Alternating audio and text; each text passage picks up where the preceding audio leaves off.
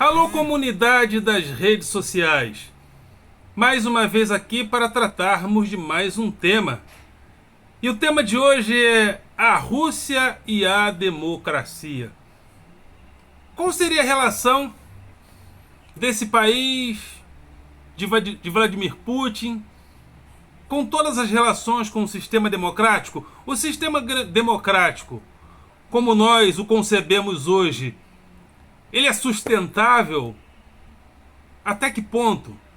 Diante de fenômenos como essa guerra, diante de fenômenos como tantos outros, a democracia é sustentável a curto, médio e, sobretudo, a longo prazo?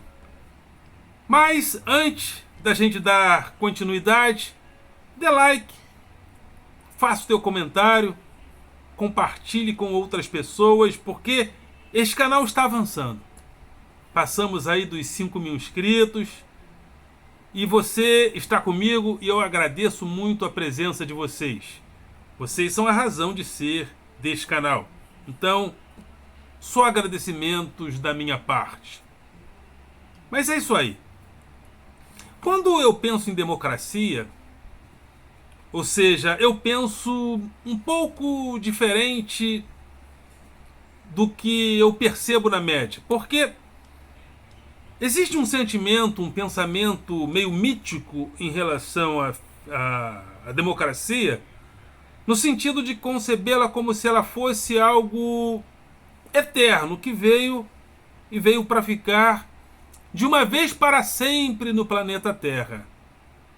Eu penso que nenhum regime veio para ficar para sempre.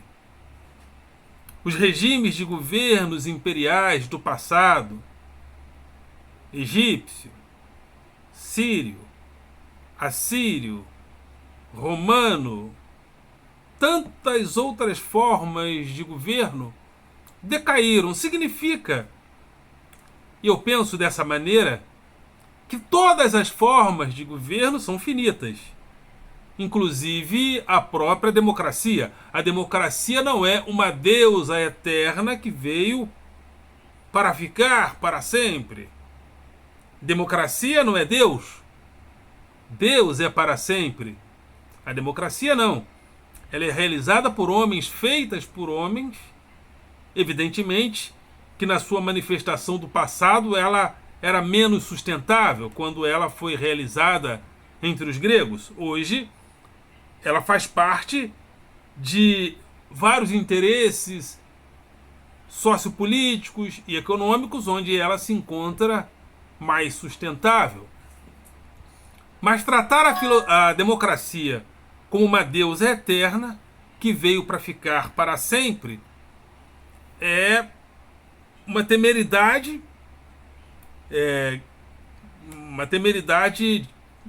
na minha posição, na minha opinião, ela é uma temeridade. Significa que a democracia está prestes a ruir, a acabar? Não. E nem estou dizendo que está, nem que está e nem que não está. Mas qual seria o papel de um democrata? O papel de um democrata, penso eu, seria o de lutar para que a democracia permanecesse, ou seja, o papel de um democrata como eu, como você, penso eu, é de lutar para que a democracia permaneça no planeta pelo maior tempo possível, de preferência até daqui a 10 milhões de anos. Evidentemente, estou aqui, de uma certa forma, fazendo uma ironia crítica. Mas esse é o papel de um democrata, lutar para que a democracia permaneça por vários e vários e vários anos no planeta, e não agir como se ela fosse uma deusa eterna inatingível. Porque isso é inclusive perigoso. Porque quando a gente não cuida dos valores democráticos, entendendo a sua própria fragilidade, a gente pode incorrer em erros. Porque a gente pode pensar, não, a democracia veio para ficar. A democracia é uma deusa eterna. Oh, democracia, democracia. Não, a democracia precisa ser cuidada. Exatamente porque ela é um projeto humano e por ser humano tem as fragilidades do humano e tem as limitações do humano. Então ela precisa ser cuidada. E a consciência de um democrata é saber que a democracia é finita. Por isso, ela precisa ser cuidada como se fosse uma flor. É por isso. E uma das razões e uma das provas que demonstram a fragilidade da democracia é que ela é um projeto bastante ocidental na sua construção histórica. É um processo histórico construído a partir, sobretudo, do Ocidente. Teve a sua primeira manifestação na Atenas grega, e a Grécia é considerada o berço do Ocidente, e depois ela começou a ser gradativamente reconstruída, depois, porque ela foi construída nesse primeiro momento grego.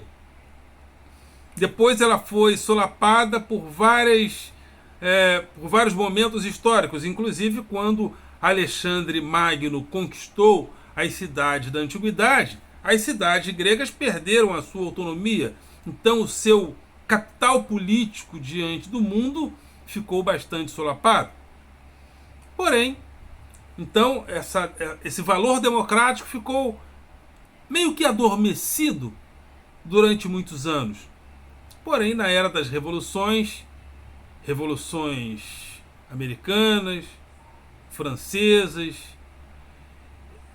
esse ideal libertário, o ideal democrático começa a surgir, a retornar gradativamente diante do preceito iluminista, sobretudo igualdade, liberdade, fraternidade.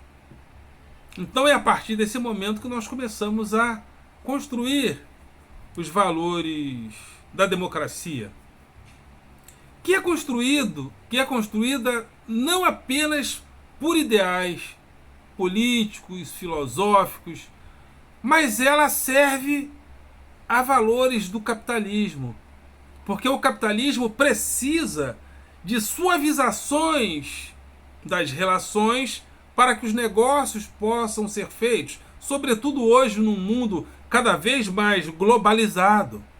O nosso mundo ele é cada vez mais globalizado.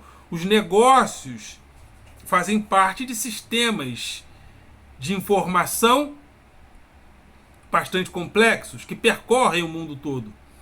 Então, a perspectiva da suavização das relações para que a paz ou uma aparência de paz ocorra é importante. Evidentemente que essa suavização das relações ela não é a ausência de conflitos e nem é a ausência de supostas guerras, salvo quando essa guerra acontece em uma Ucrânia que é próxima à Alemanha. Então agora quem está sendo invadido não é Nigéria, não é um país da África, são loiros de olhos azuis que estão sendo invadidos por um pretenso opressor.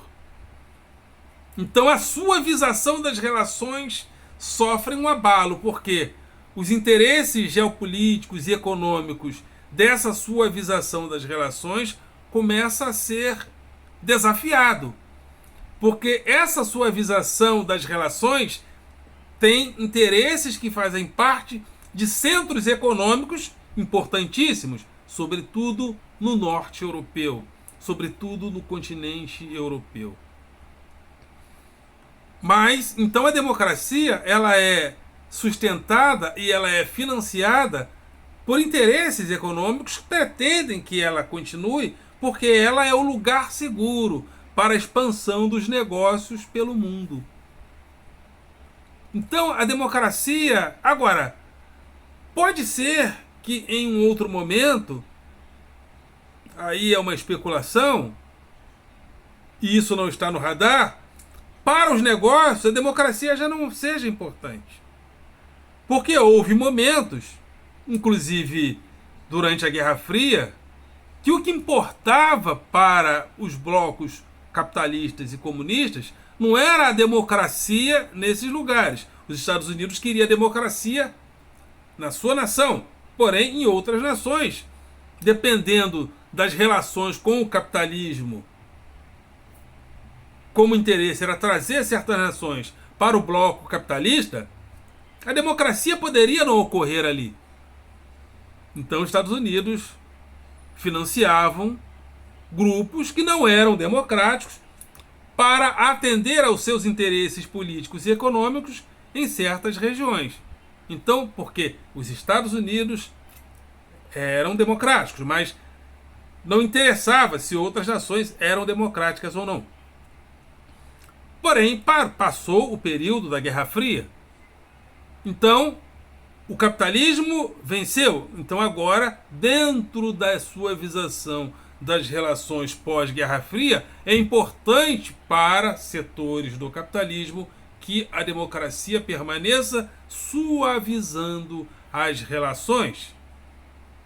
Porém, essa suavização das relações que o capitalismo propõe, facilitando os negócios, é algo construído para hoje. E é o nosso lugar de conforto. Porque, inclusive, nós não somos os mais poderosos economicamente do planeta.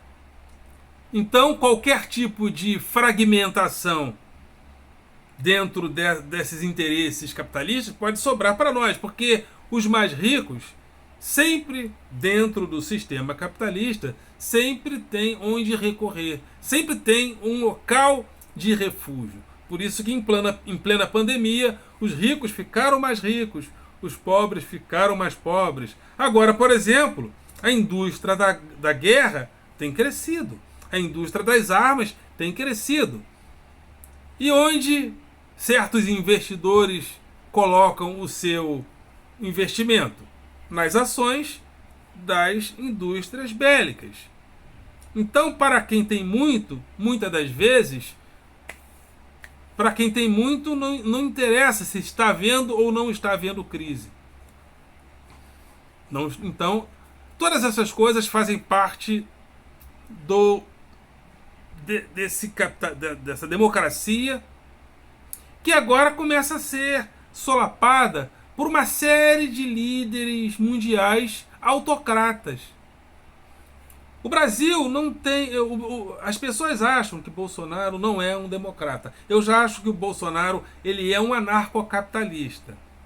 É um homem fora do espectro institucional. Há uma democracia de Bolsonaro. Bolsonaro quer o desleixo para com as instituições, para que a liberdade seja cada vez mais plena. Então ele ataca o STF, ataca o Congresso, ataca todas as instituições, inclusive procura desprestigiar a própria presidência da República, andando de chinelão, comendo pão com leite condensado em frente às câmeras, comendo, se borrando todo e deixando cair farofa. É uma forma de desprestigiar uma instituição chamada Presidência da República, para que a liberdade seja realizada da maneira mais desleixada possível. E isso é algo que ele não deixa de ser democrático, um democrata, mas ele afeta a qualidade da democracia. Porque a república representa as leis, os limites. A democracia representa a liberdade.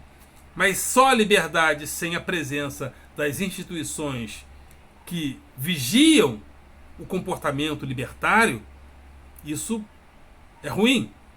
Mas em outras nações têm aparecido líderes autocráticos, né? Há nações que já são bem autoritárias, como Cuba, como China. como a própria Rússia e Venezuela, Turquia. Há governos bastante autocráticos, como o da Hungria. E esses governos, o Belarus, que é uma ditadura ferrenha, e esses governos, eles procuram, onde há líderes autocráticos, eles procuram dialogar para criar no mundo um espectro de autoritarismo onde eles procuram, onde eles possam habitar entre si. Porque na política é isso, né? Comportamentos geram comportamentos. Então, uma aura autocrática num eixo de influência influencia outros, e uma aura mais democrata num eixo de influência, num lugar de influência, influencia a outros.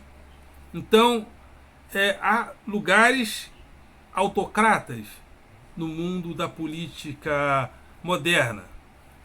Mas uma outra observação que eu faço, e a gente precisa estar atento para isso, quando a gente olha para uma Rússia, para uma China, que são países de uma influência mais oriental que ocidental, a gente precisa entender que esses lugares não foram formados dentro do caráter iluminista que nós fomos formados. São países que não têm Voltaire. E isso é importante. Porque o nosso comportamento libertário e democrata, ele é advindo de uma tradição ocidental, europeia, eurocêntrica, onde várias inspirações históricas nos motivaram a ser o que somos. Então, é uma outra observação que eu faço. Por mais que a China possa ser democrática um dia, por não fazer parte da linha do tempo dos nossos sentimentos de liberdade, a China jamais será democrata como nós. Isso também acontece em relação à Rússia. A Rússia nunca será democrata como nós, porque é uma outra cultura, é uma outra tradição, que não foi banhada por singularidades da tradição grega, da tradição ocidental, que também gerou o que nós chamamos de iluminismo. E o iluminismo, ele é esse sentimento libertário que, dentre muitas coisas, propõe o aparecimento da democracia moderna. Então, é um outro questionamento que eu faço. Por mais que nós queiramos que Rússia, China e etc. sejam democratas, jamais eles serão democratas como nós. Porque eles não têm Voltaire na sua tradição. Quando eu digo Voltaire, estou usando Voltaire como um dos símbolos de toda a escola iluminista que tivemos, como Voltaire, Diderot, Kant, etc. e etc. A democracia vai acabar? Sim, um dia. E qual é o papel de um democrata? Lutar ferrenhamente para que a democracia demore pelo menos uns 100 milhões de anos no planeta. Ok, galera? Vocês são do coração.